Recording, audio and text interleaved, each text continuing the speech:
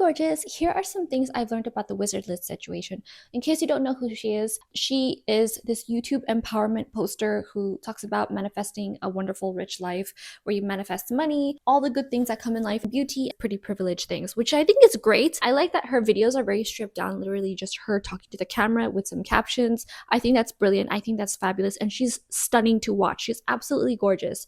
That is essentially what her account is in a nutshell. She recently was cheated on by her husband, and I don't know the full story of how she met. From the snippets that I get, I understood he's not that big of a creator, but he makes a decent chunk of change, I guess you can say, compared to the average guy. He cheated on her just a few days after they did a live stream together while she's 4 months pregnant, which is crazy to me. The way he did it was he tried to reach out to someone on Snapchat who was her fan. Now that we got that out of the way, here are the things that I've learned that I feel like we should all avoid, as I'm the queen of red flags because I will ignore them. When you love someone, you will lie to yourself. It's like that Sabrina Carpenter song, "Why do you lie to girls when they love you? They'll just lie to themselves." First off, this all essentially boils down to don't rely on a man for everything. You never know what's really going on, especially what's not being said, because my personal understanding and my experience is telling me, is screaming at me that a lot of people on YouTube aren't actually creators because they all have rich parents.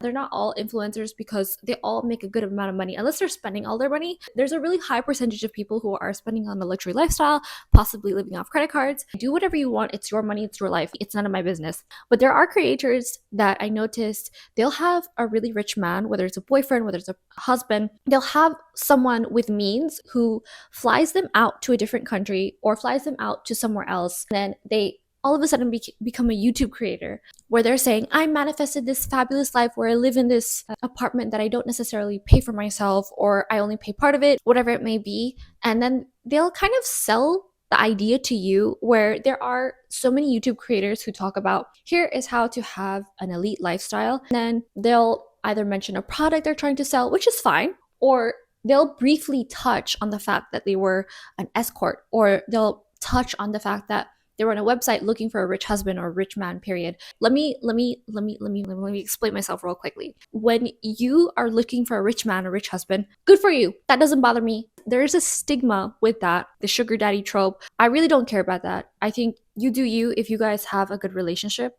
and it works, you both are getting what you want, you're happy, he's happy, fabulous. That's a good relationship.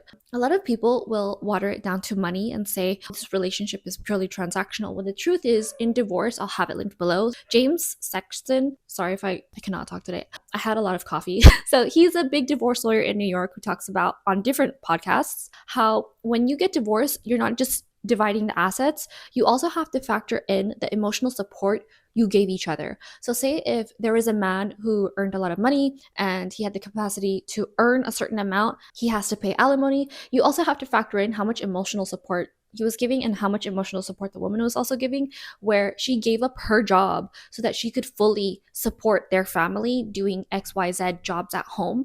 And that essentially equates to this amount of work, this amount of pay compared to like what she used to work.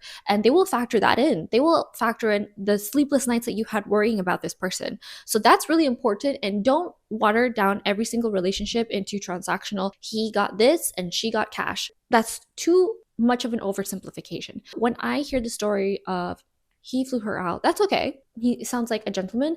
I don't know how it went where she said, you should fly me out, or if he said, I would love to fly you out. There's a lot of nuance that we're not mentioning here, and there's a lot we're not seeing, especially because it's social media. Every single post she has is, I'm going to share with you how to be beautiful. But first off, I'm not going to tell you about all the filler I got or all the injections I got, facials, non-surgical things that I got, or if I did get surgery. I'm not going to tell you about all that, but I'm going to tell you how to be beautiful and how to manifest beauty. That's okay, but I feel like there's something that people aren't showing. I'm very transparent with you guys. It might not be elegant all the time, but I'm not gonna gatekeep. I'm not gonna sugarcoat, because this is real life and it's perfectly okay to be based in reality. Some people just don't have the money to do it. Some people find a way for a guy to pay for it, or they'll find a way so they can earn a little bit more, get more skills. They'll figure that out. But then you also see them wearing all designer things with the full logo and flexing. You know what that bag is, even if it doesn't have a logo, which is why I'm so sick and tired of Firkins and everyone posting their social media Firkins. And I'm just over Hermes right now. The quality is amazing, don't get me wrong.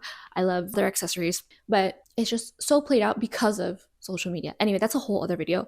But you'll see this person with a ton of work done telling you to be beautiful. And it's like, you can do that. Don't get me wrong. But also, they're not telling you about how they truly feel. I think that if you want things to be private, let things be private. But I feel like we're only getting half of the story when we listen to these influencers. Are you saying this detail because of something we're not seeing? Or are you saying this detail because you're telling us something that we've seen from you? It's weird to piece together. I don't know, perhaps I'm overthinking, but what I've learned from this is don't rely on everything from a man. You don't know who he is, because there are red flags everywhere with this guy. He is on social media for his work. There are people I know who are on social media for their work sometimes, but they're not living all about it. They're not DMing people randomly, especially red flag, he has Snapchat. Unless you're getting paid by Snapchat to post something every now and again and you organically use it with your friends and family, and that's a whole other thing. I feel like adult men or adults shouldn't have Snapchat, and it actually varies country to country. In Norway, my friends will have Snapchat to ask their mom, hey, is this the bread that you want? And they'll Snapchat their mom. It's meant more for family, where in the United States, it's not. It's a little bit more salacious. Depending. So, but when I hear Snapchat, I think of children who use it. Teenagers is what I mean by children. Another red flag is that he said, I want to marry you within 3 hours of meeting her. You don't know her. People change all the time. I change every 6 hours. I don't know who I am right now. In a few hours, at the end of this day today, I might have a completely different mood. I might have a fight with my boyfriend. My paradigm alters entirely. I know who I am. Like, don't get me wrong. Sometimes I just want to shed my skin and be a new person. Sometimes that skin will be a boyfriend, especially someone who says they love the idea of you. They love the idea of your outer shell. They love it. They probably appreciate it a lot. You're saying all the right things. Their impression of you is very positive, which is a good thing. We can't discount the fact that he said that. He said, I knew I want to marry you within moments of meeting. Something I really like about my boyfriend is that he actually liked when I said, let's take it slow. He wanted to move faster, but he was also talking about, I really like the idea of us being together, and I can see myself living with you. And then we eventually did it. Months. We're almost a year now. I think personally that this is pretty fast. I'm okay to be together for years till we figure out, because life happens, and his life is definitely going to change in this next 2 years. Mine will change, but not as drastically as his. Whether our relationship makes it or not, I can't say. That's up to God. That's up to whatever you believe in. This also taught me that, or I guess highlighted me into the right direction, because I already knew this information. A majority of this stuff we already know, but it's just a reiteration of the points that we need to work towards, or we need to continue working towards. This also reminds me that another thing is to have savings. Savings gives you freedom. Don't rely on a man for money, because I know that he was taking care of her, giving her all the things she ever wanted with the bags and with the lifestyle. That's fabulous. But also have FU money. FU money is what I call 3 to 6 months, hopefully 6 months, maybe even a year if you're really good at saving. If you're getting that big of an allowance that you can abscond on that cash alone and survive, have enough savings that you can run away from your situation if you need to and find a new place tomorrow. And I'm talking a nice place, nice digs that you have your eye on, that you can probably be approved for ASAP. And I'm not kidding around when I say this. I want you to have the option of freedom if need be. I don't want you to keep it in the back of your mind. Oh, I can always run away tomorrow. Don't say that. That should never cross your mind. But you should definitely have the option. This is not towards a person. This is just for your sake in general. So say, for example, if you have enough saved for, let's say, 3 months, for all your expenses for a deposit, you're good to go. You're okay. As long as you have a job, as long as you can take care of yourself or work freelance or have a business or have a combination of those, you're going to be just fine. And you can also find a job within that time. You are really working at it. Give yourself that credit that you know how to work for that you know how to look for that. FU money doesn't necessarily mean being rich and being able to say yes to a private jet today. It just means that you have the option to spend on something that's really important, that could be life altering in the situation that you're in, a case of a Wizard Liz situation. For example, I've actually seen this a good amount of times, where someone was married and they had kids with someone. The person struck the kids and they pulled their kids out of that situation. This sounds very lightweight, what I'm saying. It's the very frilly, frothy surface version. He was not the best dad. She just got like this dark feeling in her and said, get out of here, take the kids. Get your stuff later. Who cares? Get a family member to get their stuff later with the police. Sometimes you just got to get out of a situation where it doesn't necessarily have to be a relationship one. It could be city one. Like if a guy is flying you into a different city, you got to get really familiar with that city. You got to make sure that you're 10 steps ahead. You know that in case you guys get in a fight, you're at his place and you feel uncomfortable, you just have to get yourself in a safe situation. Know that there's a really nice hotel that you can afford that will check you in at certain hours. Do a little bit of homework, be safe. Know the area, know that there's a grocery store here that in case you're hungry and you can't go to the kitchen because he's next to the dining room and you have to pass him on your way there and it's uncomfortable. Know that you have options, that you are safe. That's really important. I was the girl who escaped with a plan B, luckily, and I was so lucky. I was so darn lucky. Have a life of your own in every single aspect, whether it's friends and community. And I do really mean friends, because we have a problem where we rely on our partner for absolutely everything. I made that mistake when I was married to a wonderful gentleman. He became my therapist, my gardener, the person who I wanted to try new places with. He became the person I wanted to do fashion with. Every single aspect of my life, he bore the brunt of it. He was my driver, my finance teacher. When you took him out of my life, a lot of the good things that I had in my life were based on him. And so that would create a huge gap if he was missing. A lot of the information that I knew, I would discuss thoroughly with him for hours, which is a good thing to have with a partner.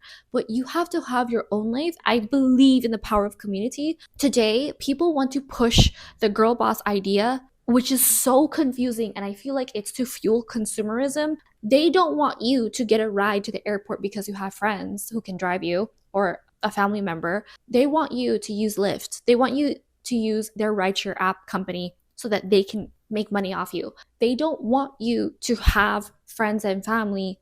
They want to isolate you so that they can make more money off you and then create more decisions that you can spend your money on. I believe in spending money. Don't get me wrong. If you work for it, you can do whatever you want with your money. It's none of my business. But I feel like the isolation of people, especially because of social media, we feel like we're connecting, but we're not exactly. We'll text the people that we know really late instead of FaceTiming people we love in real time. You should have more people that you want to FaceTime in real time or call, voice messages. You need to hear people's real voices and meet up with them as much as possible, because I feel like seeing your friends once a week is not enough. You need to stop by and see your friends for 15 minutes, sometimes for an hour, sometimes say, okay, I gotta go. You gotta go to work tomorrow. I gotta go to work tomorrow. That's it. Don't rely on your partner to yap with you about gossip. Gossip is for friends. Yapping is for your girlfriends. It's good to have all sorts of friends, but have a majority of your friends be on your level, whether it's socioeconomically, whether it's aspirationally. Make sure that you're like-minded in a lot of ways, whether it's religiously, you have a lot of the same hobbies or just a lot in common.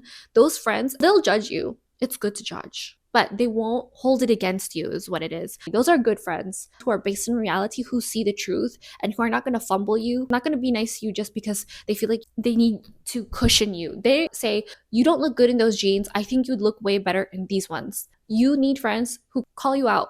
So those are real friends who see you for not only who you are, but they see the potential of what you can be. They're all for the journey. They're here no matter what. Have your own hobbies. Have things that you like genuinely for yourself. I cannot talk to my boyfriend about certain subjects because they are so niche. I don't know a lot of people who like those things except for 155-year-old men who have studied history to a certain extent. There are also things that are really girly that I cannot talk with my boyfriend about. I explained to him what Labubu is. I had to explain to him about jewelry and making jewelry because he likes playing football, soccer, as they say in America. I love when Americans correct me and it's like, show me where you guys won a World Cup. At the end of the day, no one is safe. No matter how beautiful you are, no matter how successful, just enjoy what you have now.